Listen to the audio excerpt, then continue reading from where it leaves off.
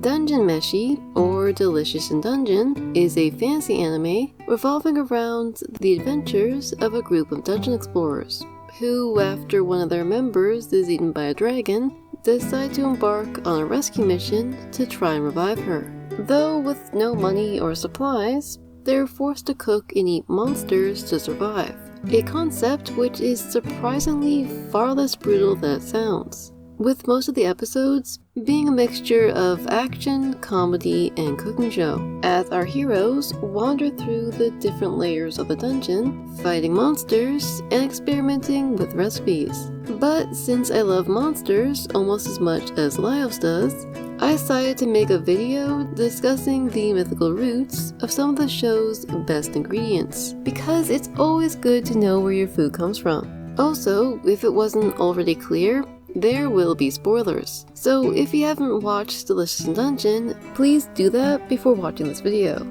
The first morsel we meet, other than the walking mushrooms, is the basilisk, which is followed just 13 episodes later by its cousin the cockatrice. While Delicious in Dungeon depicts these creatures as similar yet distinct beings, they actually have a closely related history. While often depicted as monstrous roosters with snake tails and the power to turn people to stone, it's likely that both the basilisk and the cockatrice began life as real animals, as the basilisk, a name derived from the Greek word basiliskos, meaning little king, is described in ancient sources as a kind of snake, while the term cockatrice was likely derived from the Latin cocodrilus, meaning crocodile. Though it's important to note that some of the early depictions of the basilisk do stray into supernatural territory, as Pliny the Elder, writing in the 1st century AD, claimed that the basilisk could kill with a glance, and that its breath could destroy crops and vegetation. But, despite starting out as separate beings, by the 13th century, some English translations of Greek and Latin writings began using cockatrice as a substitute for basilisk, which could be why the two became so closely associated.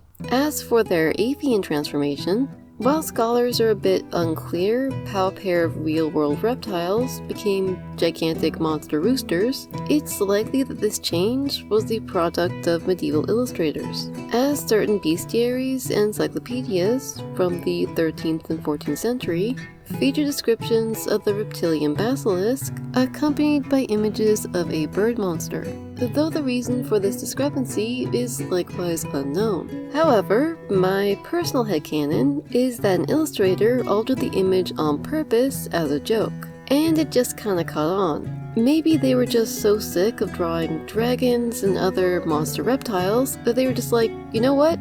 Cockatrice, giant monster rooster. Not unlike the basilisk and cockatrice, the mythical mandrake was most likely based on a real plant, called Mandragora officinarium, a member of the nightshade family with a vaguely human-shaped root, complete with legs and, in some cases, even genitalia. The mandrake was frequently used as a charm to promote fertility and good luck, though it was also a common ingredient in medicine, being used as an anesthetic as early as the 1st century AD. Though those looking to prepare their own mandrake dish should probably be aware that the plant is rich in alkaloids like atropine and hyoscine, which can be poisonous if taken in large enough doses, as well as being known hallucinogens. But if you're short on recipe ideas, there is another plant in the same family that would probably make a suitable substitute, called the potato. Though while the mandrake was prized for its use as medicine, it's also long been associated with danger and curses. For instance, in the 4th century BC, Theophrastus, a Greek philosopher, claimed that the mandrake would bewitch any who brewed it, unless they performed a special ceremony. The lore of the mandrake was further expanded during the early Christian era to include the plant's madness-inducing scream, which many harvesters took precautions to avoid, often by using a dog to uproot the plant in their place, a method which our protagonists decide to forego in favor of simply cutting off the mandrake's head, stifling its scream, and probably saving Marcel from being cancelled. Despite being a staple of the fantasy genre, orcs as we know them first appeared in J.R.R. Tolkien's The Lord of the Rings. While their name is derived from an Old English word for demon, this doesn't seem to have had much bearing on their depiction in The Lord of the Rings, with Tolkien later stating that he just liked how the name sounded.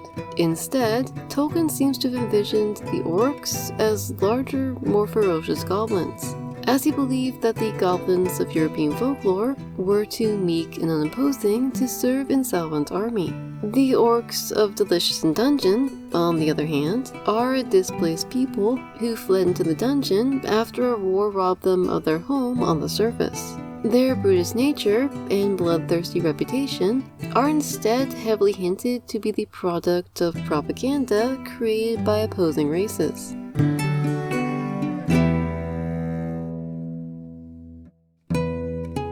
Which has unfortunately resulted in the orcs being discriminated against, particularly by adventurers who seem to have no qualms against killing them. While the orc story is comparable to a number of similar instances throughout human history, honestly probably way too many, rather than focusing on conflict and the orc's need for revenge, as many stories often do, the episode instead focuses on the two sides coming together to prepare a meal, which inevitably results in them developing a better understanding of one another. On the healing powers of food. While climbing deeper into the dungeon, our heroes are forced to traverse an underground lake teeming with supernatural creatures, most notably the Kelpie, the Undine, and the Kraken. Untrusting of the magic his party is using to walk across the lake, Senshi, the team's chef, tries to entice a Kelpie, who he named Anne, to carry him across the lake. A mistake which nearly cost him his life. Originating in Scottish folklore, the Kelpie is one of a number of water horses that can be found throughout European mythology. While this trend may seem strange, being that horses are historically not the best swimmers, the Kelpie is a shape-shifting water spirit that lures unsuspecting people onto its back so it can drown them. It's been hypothesized by some folklorists that the Kelpie's wild nature represents the dangerous and untamable character of water, while the shoreline, where the Kelpie is said to dwell, is often seen as the border between the world of the natural and the supernatural. This could be why the only way to tame a Kelpie is to either bridle it or cut off its mane, symbolically severing its connection to the wild world of the supernatural, both things which Senshi neglects to do, as his past relationship with Anne blinds him to the fact that she is still a wild and untamable creature. While the Kraken, or a creature like it, has been written about for thousands of years, with texts such as the Natural History of Norway and Pliny the Elder's Natural History commenting on the creature's enormous size and destructive nature. The Kraken is unique for being one of the few mythical creatures to actually resemble a real-life animal. Unlike the basilisk and the mandrake, which started out as natural beings that were eventually morphed beyond recognition, the Kraken is generally depicted as a giant squid or octopus. In fact, the Kraken in Delicious in Dungeon shares characteristics with two real-world cephalopods, namely the giant Pacific octopus and the giant squid, both of which have been cited as possible sources of the Kraken legend. While the Kraken of Delicious in Dungeon possesses a squid-like body, complete with a pointed head, fins, and possibly even teeth-lined suction cups, it also has dark red coloring, similar to that of the giant Pacific octopus, which, unlike the giant squid, can live comfortably in both deep and shallow water. Even the way the Kraken is killed is based on real-world anatomy, as the brains of both squid and octopi are located behind their eyes, though Senshi still probably had to bypass the creature's skull in order to do any real damage. Unfortunately, during their journey, the party, the party's mage, Marcel, angers a water spirit called Undine.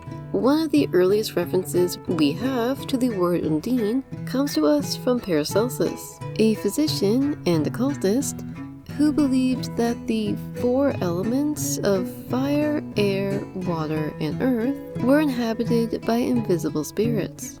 The undine, or nymphs as he also called them, were humanoid spirits, both male and female, that occupied and controlled the realm of water, almost the exact opposite of the creature we encounter in Delicious in Dungeon. Rather than an intelligent humanoid being, this undine is actually a colony of smaller spirits that live inside the lake, a change that not only allows our heroes to avoid eating something that looks and speaks like a human, which would honestly be really creepy, but it's also a really interesting way to visually distinguish the undine from creatures like the mermaid, as the two traditionally share a lot of traits in common.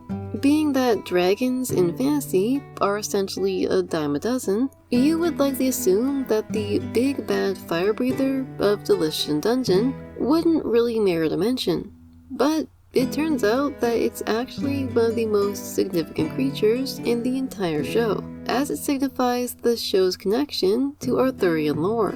Okay, let me explain. In his book, The History of the Kings of Britain, Sir Geoffrey of Monmouth recounts the legend of the Red Dragon and its connection to King Vortigern, a British king that supposedly ruled during the 5th century AD. According to Monmouth, the king, who at the time was at war with the invading Saxons, decided to establish a defensive stronghold in the mountains. But due to some rather unusual occurrences, primarily sinkholes, the construction was driven to a standstill. Worried, Vortigern decided to ask his magicians for advice, who told him to find a young boy born without a father and consecrate the ground with his blood. Kind of suspicious that blood sacrifice was their first solution, though the king apparently didn't think so, as he immediately sent out troops to find the boy. But rather than submit to the king's request, because honestly, who would, the young man encouraged the king to dig underneath the building's foundation, where he found a round pond containing 2 small dragons, one red and one white, who immediately began to fight. The boy, who, as it turns out, was named Merlin, yes, that Merlin, explained that the dragons were a prophecy.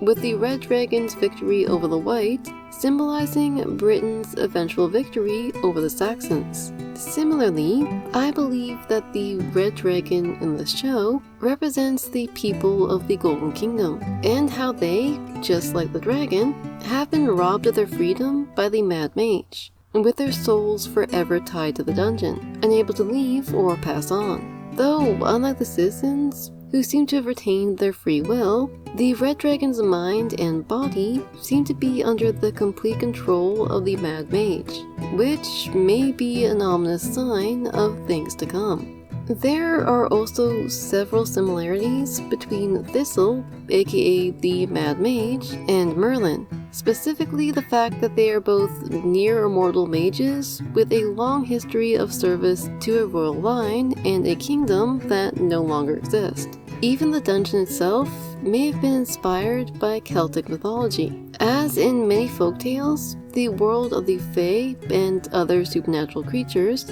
is often located underground, just like the dungeon. Or everything I just said was a coincidence and I'm just overthinking it. Unfortunately, while there are still so many delicious morsels left to explore, mythical creatures to discuss, I'm gonna have to leave things here, as I'm barely halfway through the series, and the time it would take to research every last creature in this anime would probably kill me.